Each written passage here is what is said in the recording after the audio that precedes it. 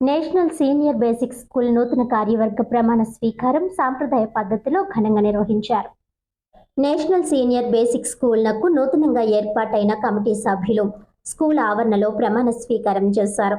చైర్మన్గా చింతా జోగినాయుడు, డైరెక్టర్లుగా కర్రి గాయత్రి, మారిశెట్టి శ్యామ్ కుమార్, చొక్కాకుల రమణి కుమారి, అడపా శివకుమార్, పొట్నూరి సత్యనారాయణ, కోళ్ల శ్రీనివాసరావు, ధోమాడ భాగ్యలత, పాలేపు సాయి రమణి కుమారి ప్రమాణ స్వీకారం చేశారు. ఈ కార్యక్రమానికి రాజమహేంద్రవరం సిటీ ఎమ్మెల్యే ఆదిరెడ్డి శ్రీనివాస్ ముఖ్య అతిథిగా హాజరయ్యారు. ఈ సందర్భంగా ఆయన మాట్లాడుతూ 14 ఎండోమెంట్ కమిటీల్లో ప్రస్తుతం 8 కమిటీలు ప్రకటించడం జరిగిందన్నారు. త్వరలోనే ఆ కమిటీలు కూడా ప్రమాణ స్వీకారం చేస్తామని అన్నారు. మిగిలిన కమిటీలు కూడా త్వరలోనే ప్రకటించడం జరుగుతుందన్నారు. కూటమి ప్రభుత్వంలో ప్రతి ఒక్కరికి గౌరవం దక్కుతుందన్నారు. గత పాలకులు ఈ స్కూల్ గురించి ఏం పట్టించుకోలేదని అన్నారు. తాను ఎమ్మెల్యే అయ్యాక నేషనల్ సీనియర్ బేసిక్ స్కూల్ని ఉన్నత పాఠశాలగా మార్చామని అన్నారు. మా భవానీ చారిటబుల్ ట్రస్ట్ ద్వారా చేస్తున్న సేవా కార్యక్రమాలను ఆదర్శంగా తీసుకున్నాం. దేవి చౌక్నకు చెందిన ఒకరు ముందుగా వచ్చి జాంపేట లూథరన్ స్కూల్ విద్యార్థుల కోసం 20 లక్షల రూపాయలతో డైనింగ్ హాల్ నిర్మించేందుకు ముందుకు వచ్చి దాని పనులు కూడా తన చేతుల మీదుగానే ప్రారంభించడం చాలా ఆనందంగా ఉందని ఎమ్మెల్యే ఆదిరెడ్డి శ్రీనివాస్ అన్నారు. ఈ కార్యక్రమంలో కూటమి నాయకులు వర్రె శ్రీనివాసరావు, దొండపటి శంకర్రావు, మజ్జి రాంబాబు, వై శ్రీను, బుడ్డిగ రాధ, నల్లం శ్రీను, సనపతి సత్యబాబు, కొల్లి బుజ్జి, ద్వారా పార్వతీ సుందరి, కోసూరి చండీప్రియ, కప్పల వెలుగు కుమారి తదితరులు పాల్గొన్నారు.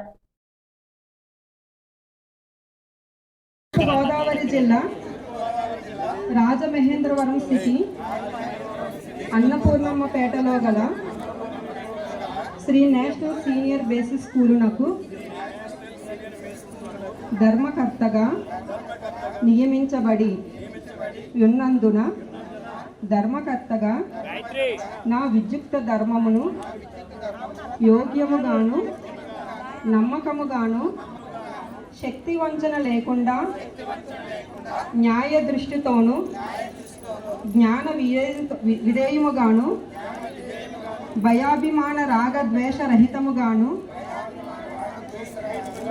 పై సంస్థ యొక్క శ్రేయస్సు దృష్ట్యా నిర్వహింపగలవాడిననియు మరియు 1987 ఆంధ్రప్రదేశ్ ధర్మాదాయ మరియు హిందూ దేవాదాయ సంస్థల చట్టము నందు పొందుపరచిన నియమములను అందుపై గల నిబంధనలను శిరసా వహింపగలననియు దైవ సాక్షిగా మనఃపూర్వకముగా ప్రమాణము చేయుచున్నాను. కింద రహస్య ప్రమాణం అన్నది మీకు తెలియాలనే ఇవన్నీ కూడా చేస్తా ఉన్నాం. ఒకటో రెండో చేస్తే దాన్ని ఊరి నిండా మర్చిపోకుండా ప్రతి 2 నెలలకి ఫ్లెక్స్లు వేసుకొని నేను అది కట్టానని చెప్పచ్చు. కానీ 1, 2 తోట ఆగట్లే. మనం ఈ సంవత్సరంలోనే ఈ నియోజకవర్గంలో 250 కోట్లతో అభివృద్ధి కార్యక్రమాలు అన్ని ప్రారంభించుకున్నాం, పూర్తి చేసుకున్నాం కూడా. ఇక్కడే మేము 31వ వార్డులోనే చూడండి ఎన్ని అంటే అన్ని రోడ్లు వేయించాం, డ్రైన్లు వేయించాం, 6వ వార్డులో వేయించుకుంటూ వచ్చాం. అలాగే అక్కడ అడిగితే అక్కడ అన్ని కూడా చేసుకుంటూ వెళ్తా ఉన్నాం. భవిష్యత్తులో కూడా ఇదే విధంగా పనిచేస్తాం. కూటమి ప్రభుత్వాన్ని ఆశీర్వదించండి, మీ ఆలోచనలకు అనుగుణంగా పనిచేస్తుంది. అలాగే కష్టపడిన ప్రతి నాయకుడిని కూడా గుర్తిస్తాం. ఒక్కొక్కసారి ఇబ్బందులు ఉంటాయి, ఒక్కొక్కసారి మనం త్యాగాలు చేయాల్సిన పరిస్థితులు వస్తాయి. ఇవన్నీ కూడా ఏంటంటే మనం ఈరోజు తెలుగుదేశం, బీజేపీ, జనసేన కలయిక మీద వెళ్తున్నప్పుడు సరి చేసుకోవాల్సిన కార్యక్రమం ఇది. రాష్ట్రం ఒక అవసరం. జనసేన, తెలుగుదేశం, బీజేపీ కలయిక వచ్చే 15 సంవత్సరాలు ఈ రాష్ట్రంలో కలిసిమెలిసి ఉంటాం, అధికారంలోనే ఉంటాం. కాదనే శక్తి ఎవరికీ లేదు. ఎందుకంటే ఈ 3 పార్టీలు ఒక ఆలోచనతో పనిచేస్తా ఉన్నాయి. గౌరవ ముఖ్యమంత్రి చంద్రబాబు నాయుడు గారు కానీ, ఉప ముఖ్యమంత్రి పవన్ కళ్యాణ్ గారు కానీ, కేంద్రంలోని ఏదైతే ప్రధానమంత్రి నరేంద్ర మోడీ గారు కానీ ఈ రాష్ట్రం కోసం డబుల్ ఇంజిన్ సర్కార్ కింద పనిచేస్తా ఉన్నారు. ఒకే ఆలోచన, ఈ రాష్ట్రాన్ని అన్ని విధాలుగా అభివృద్ధి చేయాలి, పిల్లలకి ఉద్యోగాలు కల్పించాలి. ఈ ఆలోచనతో పనిచేస్తున్నాం. విద్యకు అధిక ప్రాధాన్యత ఇస్తా ఉన్నారు. ఐటీ మరియు విద్యాశాఖ మంత్రి గారు చాలా గర్వంగా ఉంది అంటే ప్రమాణ స్వీకారం రోడ్డు మీద పెడతా ఉన్నారు.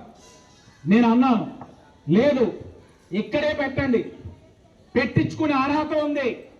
ఎందుకంటే ఇప్పటి వరకు గత 5 సంవత్సరాలు ఉన్నారు కొంతమంది అధికారంలో. ఏ నేడైనా ఈ స్కూల్ ఒక మంచి చెడులు చూసారా?